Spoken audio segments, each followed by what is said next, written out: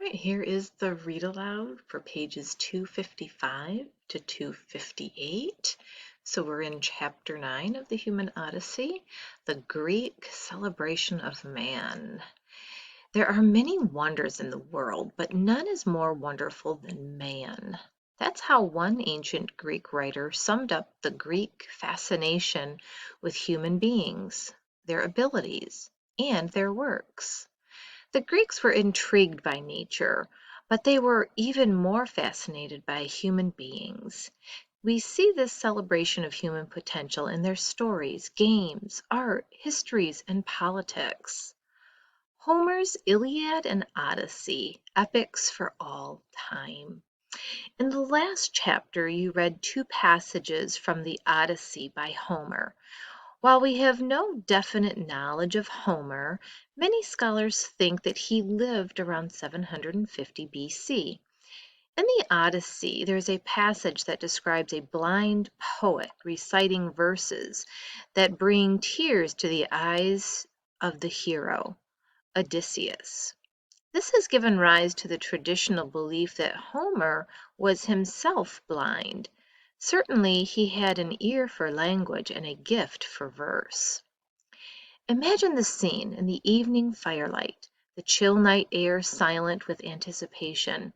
The blind poet rises, and in a deep voice, rhythmic holds, and deep and with a voice deep and rhythmic, holds a crowd spellbound with his poetic tales of fierce battles, impassioned heroes, and willful gods.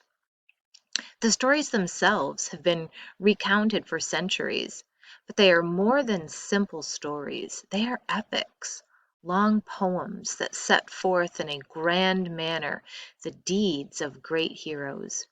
They told of a war that took place centuries before between the Greeks and the Trojans, the people of Troy in Asia Minor. Historians do not know for sure if the Trojan Wars were real or mythical, but Homer told the stories better than all who came before or any who have come since.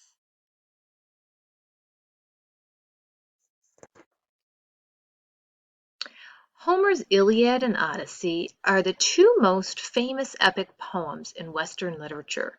The Iliad tells the story of the last year of the Trojan War.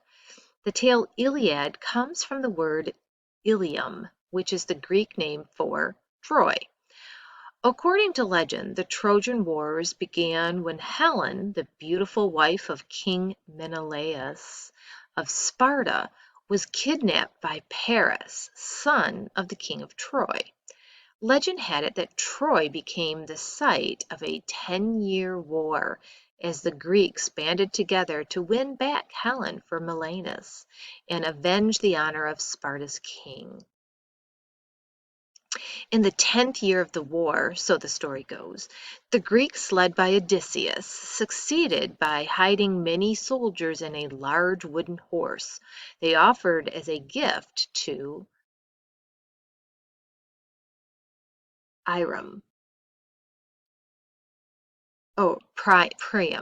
Priam, the Trojan king. Once the Trojans dragged the horse within the walls of their city, the Greek warriors emerged and sacked Troy.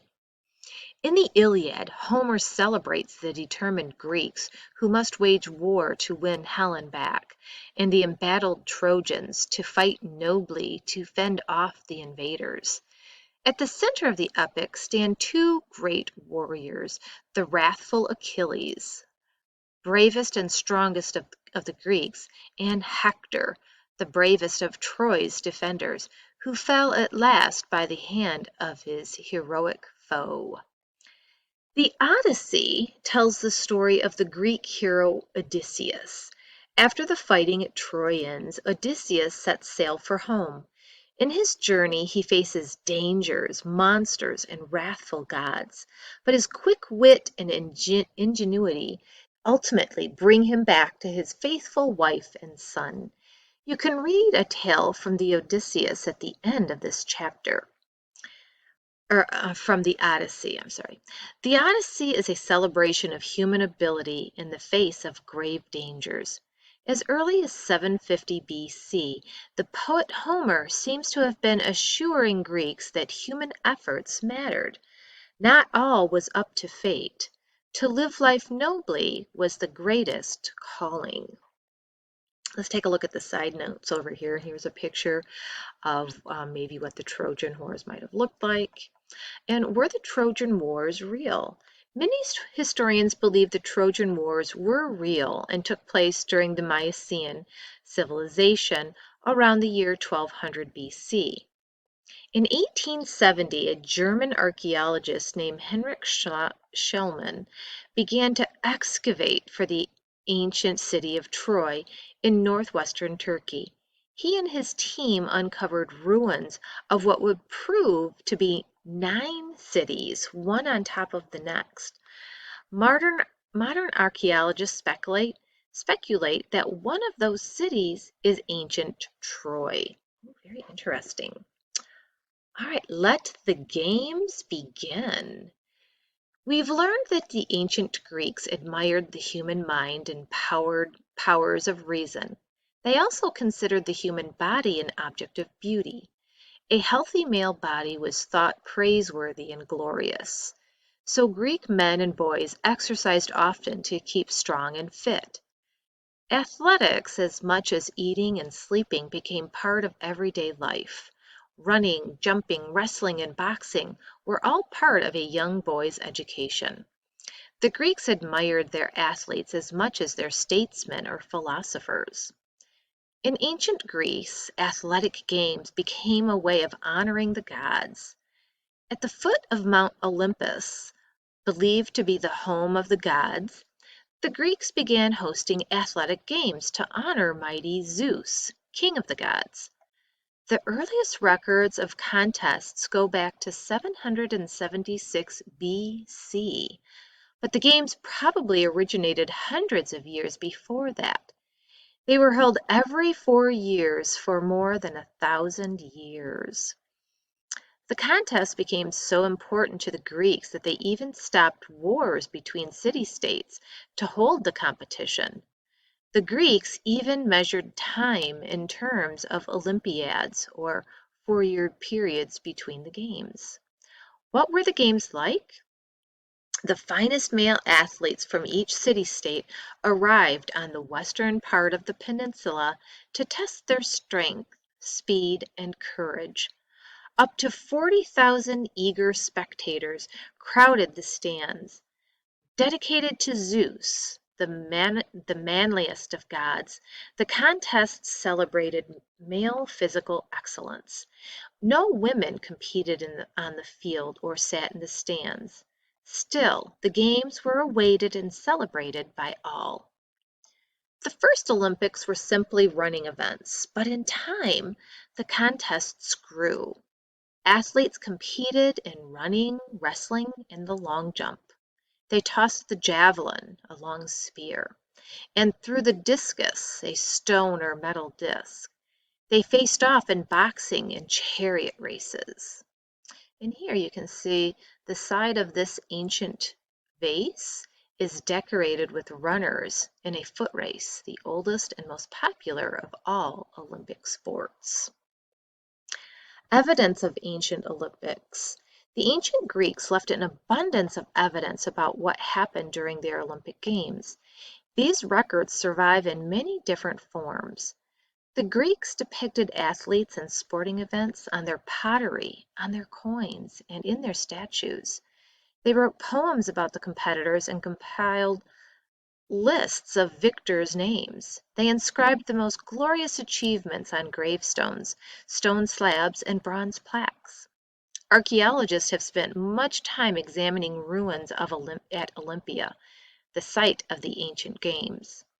Thanks to their work, we can see the very arena in which Milo of Croton, Leonidas of Rhodes, and Greece's other great athletes won fame that has endured for centuries. Huge feasts and celebrations awaited the victors, who were crowned with wreaths made of olive branches. Their images were sculpted in marble. These early Olympics even created some ancient superstars. Milo of Croton won the wrestling competition 5 times between 532 and 516 BC. Leonidas of Rhodes swept the running events between 164 and 152 BC.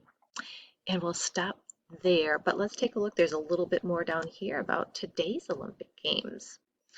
Today's Olympic Games are an inheritance from ancient times. The original Olympics were held from 776 BC to 394 AD. They faded into a distant past. In the 1870s, the past came back to life. A group of German archaeologists began to excavate the temple and stadium at Olympia.